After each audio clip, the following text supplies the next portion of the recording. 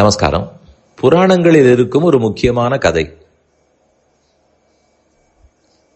ஒருபுறம் ரிஷிகள், தர்மம் அறிந்த முனிவர்கள், மற்றொரு புறம் தேவர்கள்.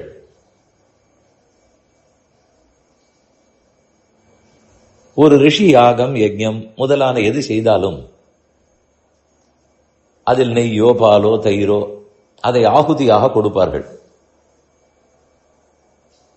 அதுதான் அதில் கொடுக்கப்படும் ஆஃபரிங். அதை தேவர்கள் பெற்றுக்கொள்ள வேண்டும். எந்த பயனை கருதி அது செய்யப்படுகிறதோ, அந்த யாகமோ ஹோமமோ எதை கருதி செய்யப்படுகிறதோ அதன் பலத்தை கொடுக்க வேண்டும், பயனை அளிக்க வேண்டும். இதில் ஒரு முறை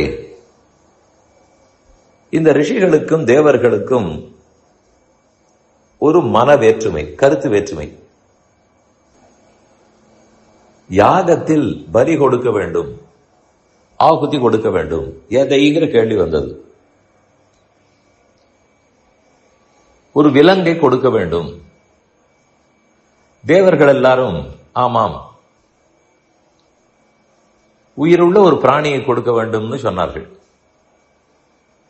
ஆனா ரிஷிகளோ இல்லையே, அது வழக்கமில்லை, சாஸ்திரம் சொல்லவில்லை.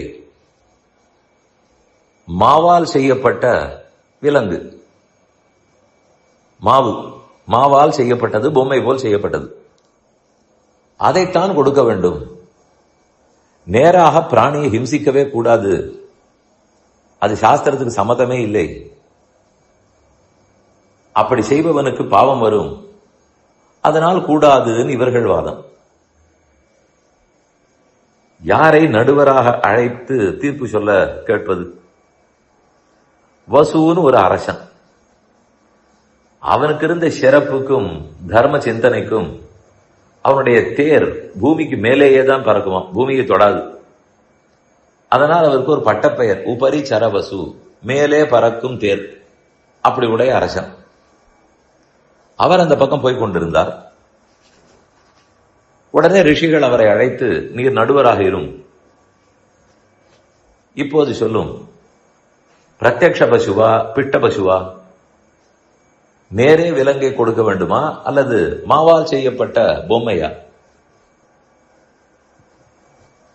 கூடவே இந்த விதியும் அவர்கள் சொன்னார்கள். நீ தப்பாக முடிவு சொல்லிவிட்டால் உனக்கு இருக்கிற சிறப்பு போய்விடும், உன் தேர் மேலே பறந்து கொண்டிருப்பது பூமியை தொட்டுவிடும். உபரிசரவசு அரசன் யோசித்தான். அவன் சற்று தேவர்கள் பக்கம் சாய்ந்து நெஜ பசுவைத்தான் கொடுக்க வேண்டும், நிஜமான விலங்கு அதை கொடுக்க வேண்டும் என்று சொல்லிவிட்டான். உடனடியாக தடக்கென்று அவனுடைய தேர் கீழே உட்கார்ந்து விட்டது, பூமியில் ஓடத் தொடங்கிற்று. இதை பார்த்த உடனேயே, அப்ப நீ சொன்னது தவறான தீர்ப்பு என்று முடிவு செய்தனர். அப்ப உண்மையானது எது? ஃபேக்ட் எது? மாவால் செய்யப்பட்டதை தான் கொடுக்க வேண்டும். அது ஏன்? ஒரு யாகம் இருந்தால் பலி கொடுக்க மாட்டார்களா என்ற கேள்வி வரும். அது சாஸ்திரத்துக்கு சம்மதமே இல்லை. இந்த மாதிரி பல விஷயங்களும் சாஸ்திரம் வேதங்களுடைய உட்கருத்தியாது. அதை நம் ஆச்சாரியர்கள் எல்லாம் எப்படி சொல்லி இருக்கிறார்கள்னு தெரிந்து செய்ய வேண்டும். ஏதோ மூலோட்டமாக படித்தோம்னு வைக்கக்கூடாது. அப்படி ஏதோ சொல்ல போகத்தான் உபரிசரவசு தன் சிறப்பையே இழந்தான். நாம் பிராணிவதை செய்தோமானால் அதன் உடலில் எத்தனை ரோமங்கள் இருக்கிறதோ அத்தனை பிறவி எடுத்து துன்பப்பட வேண்டும்.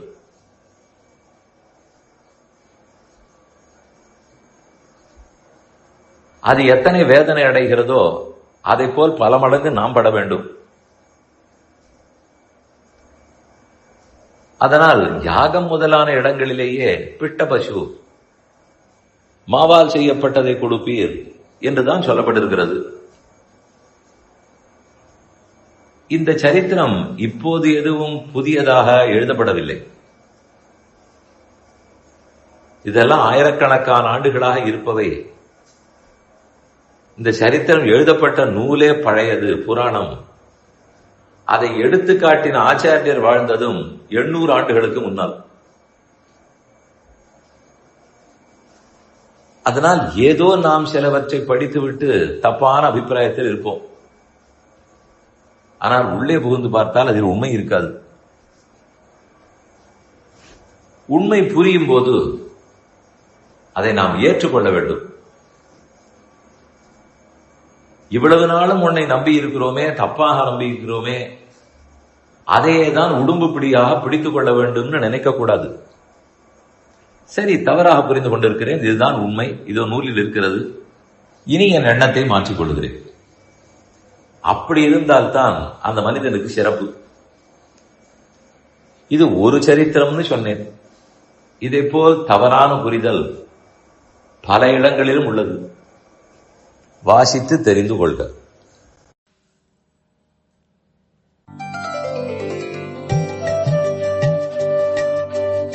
இந்த என் பணி ஆடியோவை உங்களுக்காக வழங்கியவர் வேலுக்குடி ஸ்ரீ கிருஷ்ணன் சுவாமி. இந்த ஆடியோவை தினமும் உங்கள் மொபைலில் பெற கிஞ்சித் என் பணி KINCHITENPANI என்ற ஆப்பை கூகுள் பிளே ஸ்டோரிலோ அல்லது ஆப்பிள் ஐஸ்டோரிலோ டவுன்லோட் செய்து கொள்ளவும். தினம்தோறும் இது போன்ற உபன்யாசங்களை கேட்டு மகிழவும்.